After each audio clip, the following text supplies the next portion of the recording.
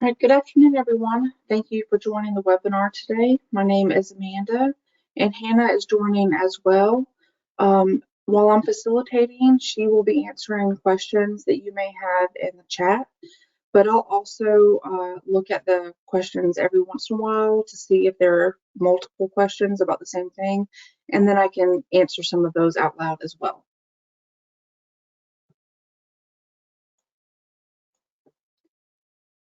So for today's agenda, we're going to talk about who OmegaFi is. We're going to look at the bill pay menu in Vault.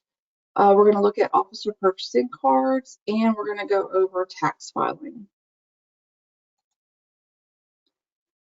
For more than 30 years, OmegaFi has provided technology solutions to help customers manage their finances, streamline their operations, recruit new members, and communicate with their members.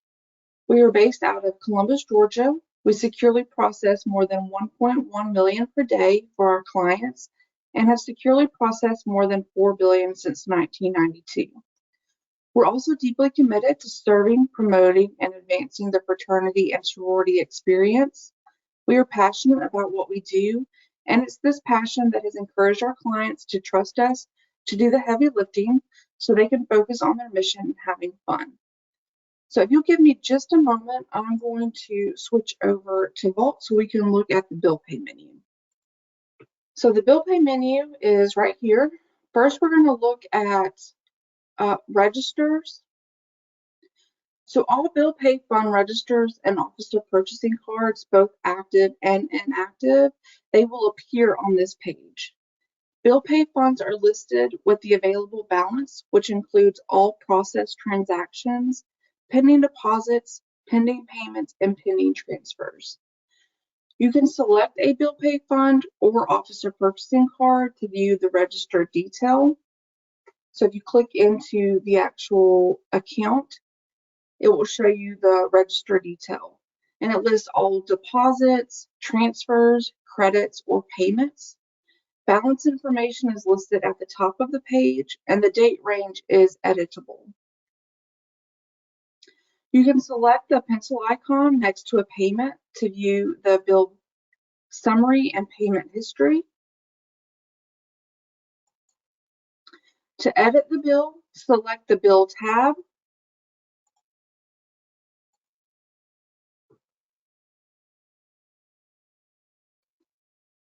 The invoice number, expense account, and notes are editable. The bill image and vendor register are viewable as well. If you need to update or edit any information not editable from the form, please contact operations support. So moving back to the registers page. From here, you can select Add Fund if you need to add another bill pay fund, if you want to start a savings account, or if you have an event coming up and you want to put money aside for that event, you can click on Add Fund, or for officer purchasing cards, you click on Add Card to provide your operation support with the information needed to assist you with setting up a new bill pay fund or ordering a new officer purchasing card.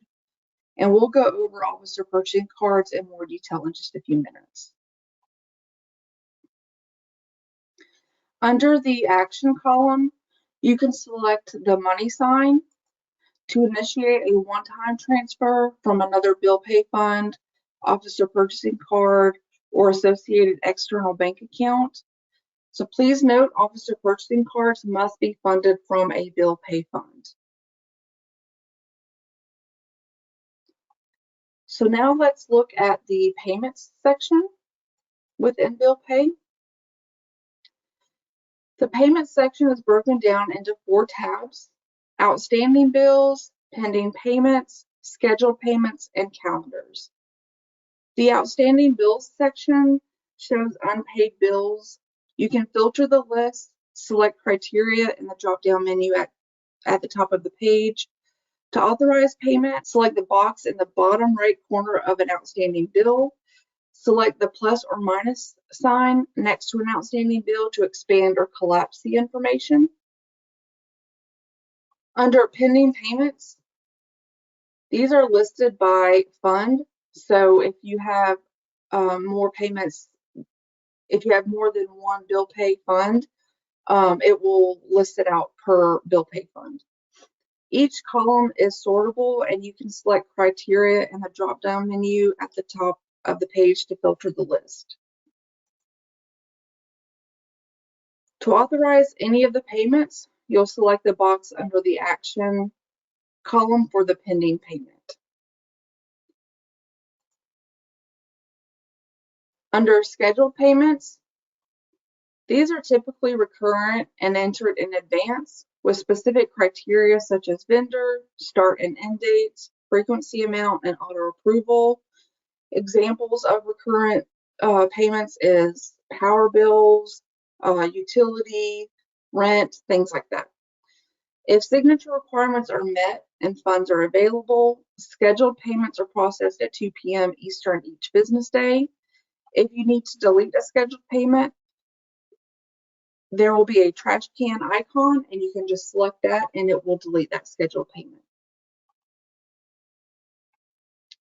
And then the calendar can provide a monthly, weekly, or daily view of bills and payments and their associated due dates. So now let's look at under the print local checks. If this feature is enabled for you, this is where you'll go to print a check after your bill has been entered.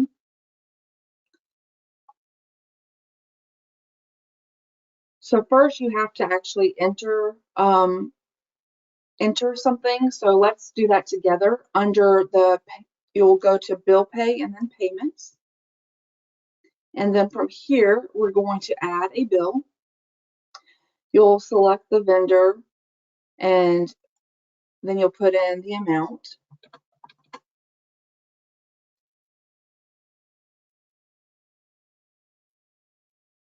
And the date that you received the invoice. If they have an invoice number, you can put that information.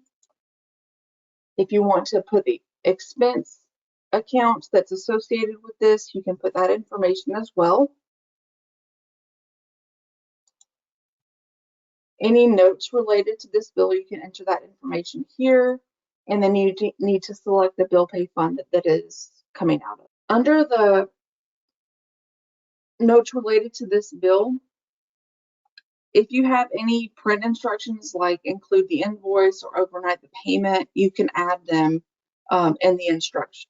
Not under the notes related to this bill, under the print instructions.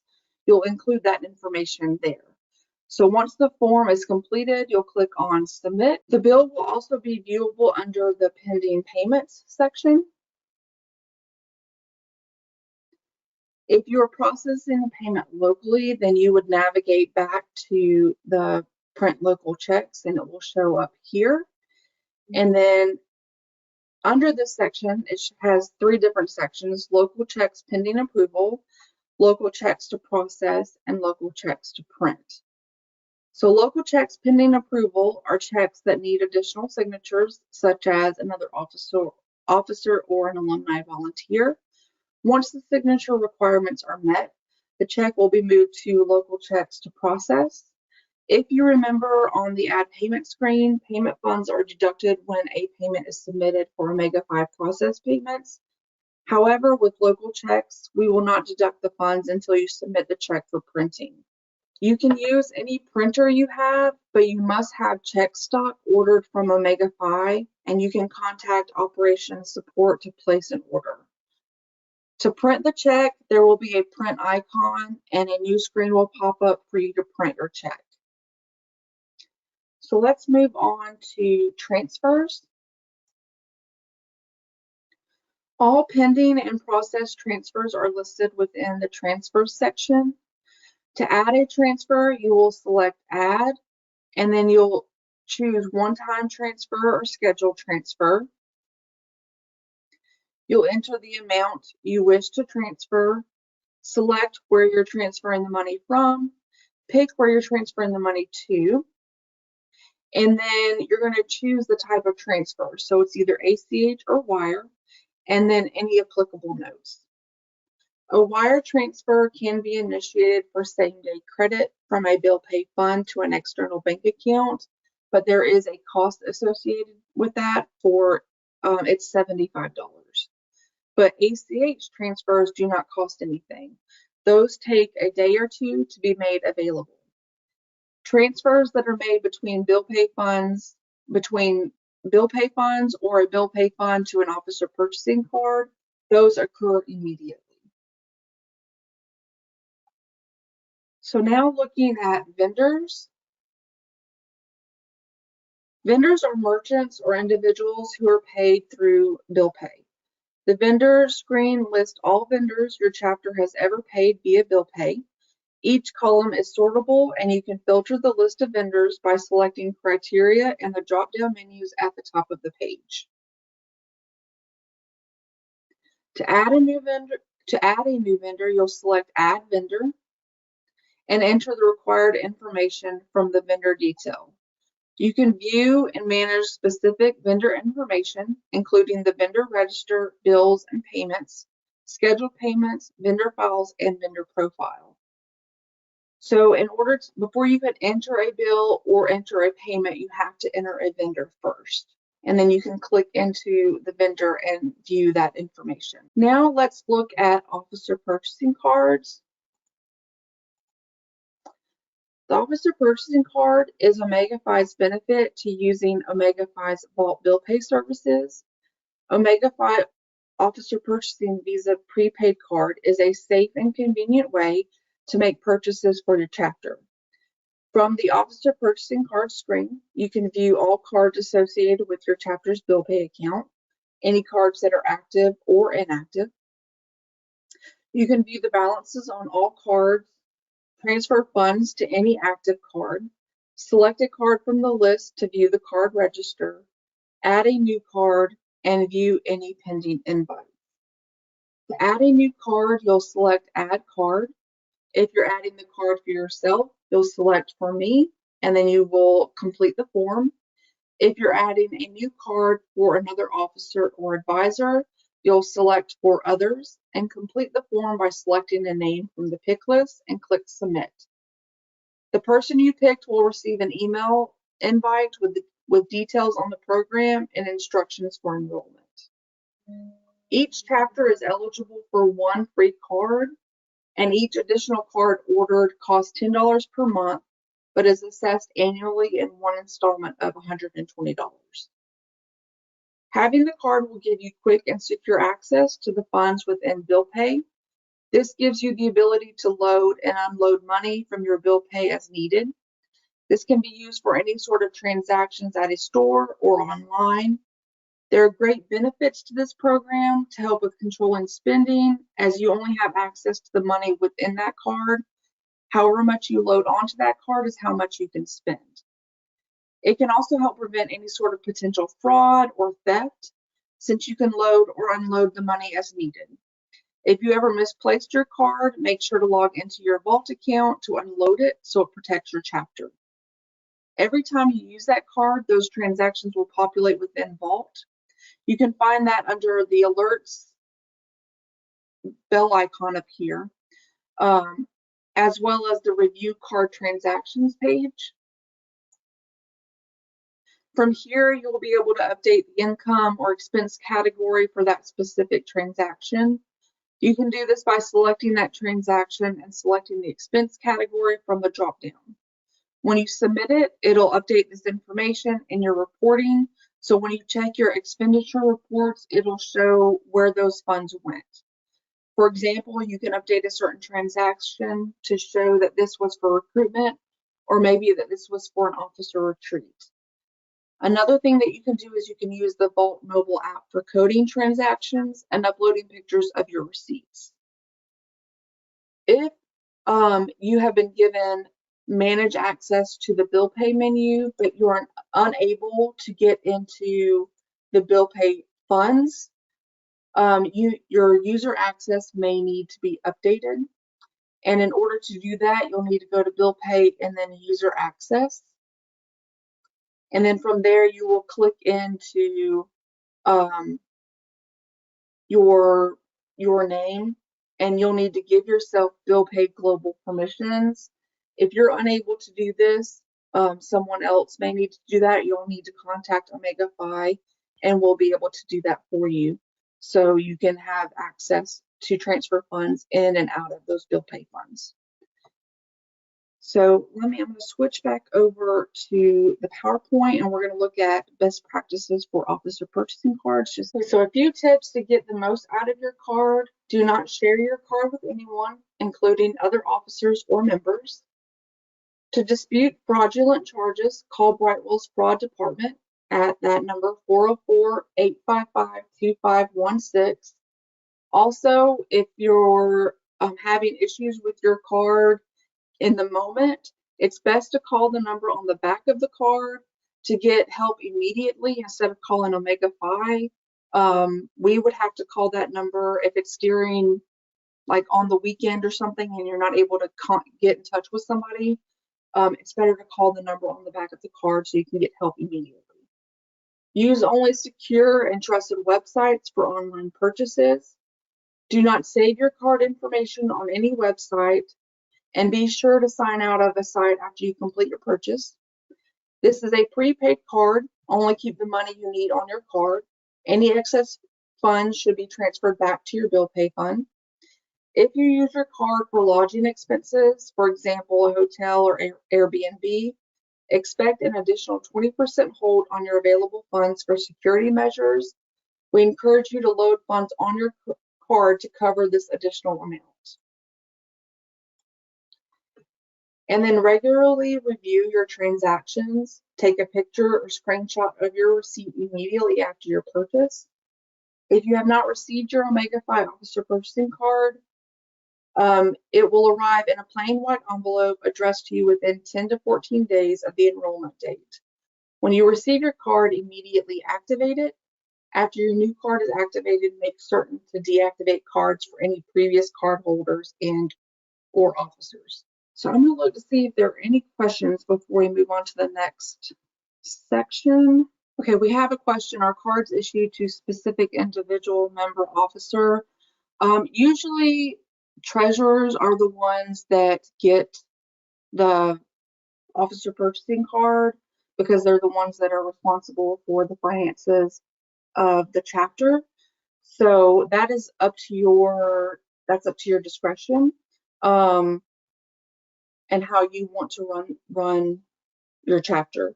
Other officers can get officer purchasing cards, but as I mentioned earlier, there is an additional fee with that. You get one free card, and then there's that $10 per month or $120 annual. All right, so let's move on to tax filing. All right, so each year your chapter is responsible for filing a Form 990 with the IRS. Late filing or failure to file an annual return will result in IRS late penalties or fines.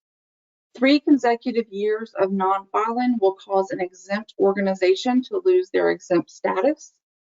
So to begin, let's start by answering the question, when is your chapter's Form 990 tax return due? The Form 990 tax return is due to the IRS by the 15th day of the 5th month following your chapter's fiscal year end. So just because it's submitted en vault on the 15th doesn't mean it's been submitted to the IRS. Ideally, you should submit the 990 report as soon as you can after your fiscal year end.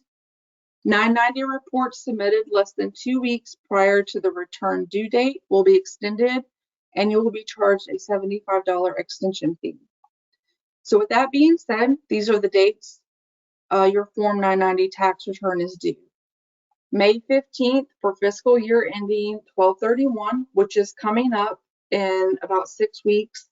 So if you had a fiscal year ending on 12/31, you need to start thinking about filing your taxes now. October 15th for fiscal year ending 5/31, and November 15th for fiscal year ending 6/30. Okay, to find out what your chapter's fiscal year end and vault is, you will go under the chapter menu and then chapter detail. And here under this tax information, this is where you will find out what your fiscal year end is. To find your chapter's federal tax ID number, that is located here as well. You'll need to write that down so you'll have it when that question appears on the 990 report. To submit your 990 report, you'll do so directly in Vault under the accounting menu and then tax filing. So here you'll go to the Add 990 report, and then you will go through the questionnaire that appears. The second thing you will need is the answer to the question, are your chapter's gross receipts 50K or less? So oftentimes this question is answered yes incorrectly, and answering it incorrectly will cause you to have to resubmit the form and delay the process. It is very important to check your income for the tax year before answering that question. So these are the steps you'll take to do that. You'll click on the accounting tab and then you'll select income statement. And then on the report down arrow right here, you'll click on income statement detail. And then your fiscal year should populate here. If it doesn't, you'll need to put in that information. And then you'll click on submit. If you determine your chapter's gross receipts are more than $50,000, you will then need to reconcile your income expense report. The most common reason for an income expense form imbalance is that cash transactions have occurred during the tax period that are not recorded in Vault. Often this is because the organization has an external bank account outside of Vault. An example of an external bank account would be a checking or savings account your organization maintains at a local bank.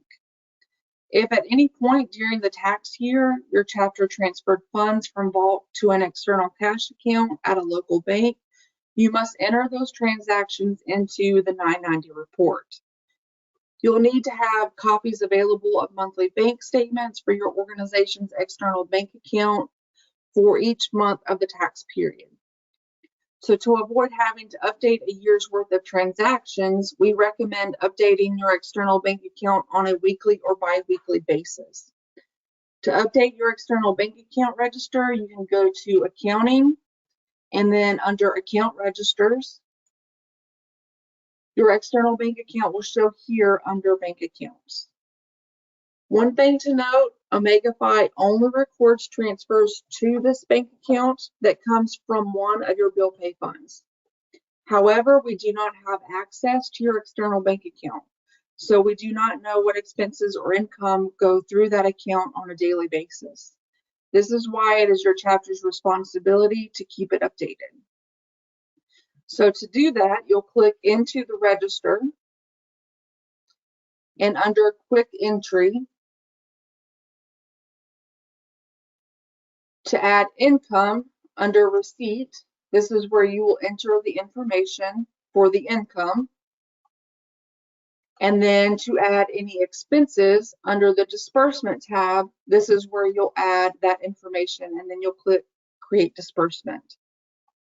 If your chapter does not have an external bank account and you use bill pay exclusively, you won't need to do that. This is just, you won't have to take that additional step because Vault does all of this for you, and it makes it that much easier when it's time for your chapter to submit their 990 report. So I'm going to go back to the PowerPoint and give a few best practices. So first, it is best to use Vault for everything.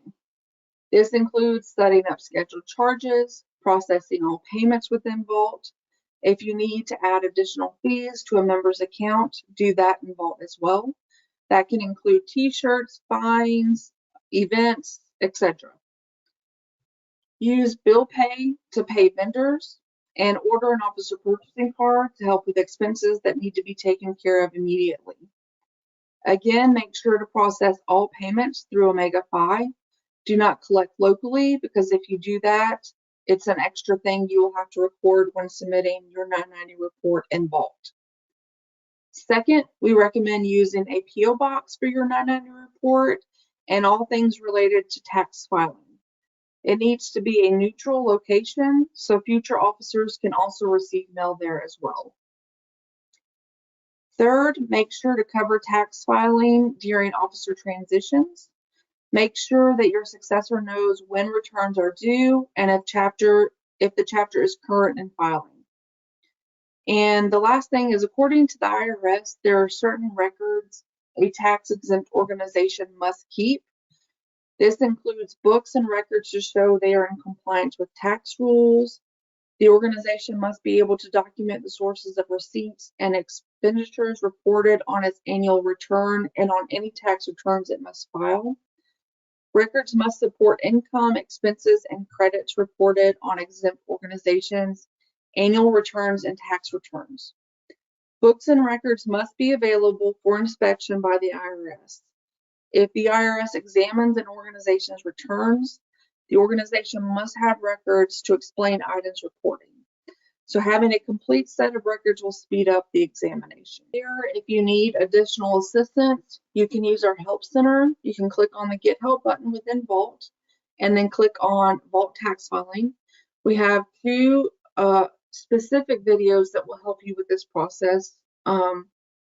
That will help you submit your 990 report. The first video walks you through how to answer the 50K question, and the second video gives step-by-step instructions on how to submit your 990 report. And then we also have an email, 990@omegaphi.com. If you still have questions after reviewing those articles or videos, you can reach out to that email address and they'll be able to assist you. That is all for our webinar today. If you think of any other questions after today, you can email us at operationsupport@omegaphi.com and we'll be happy to help. Thank you so much for joining, and you all have a great afternoon.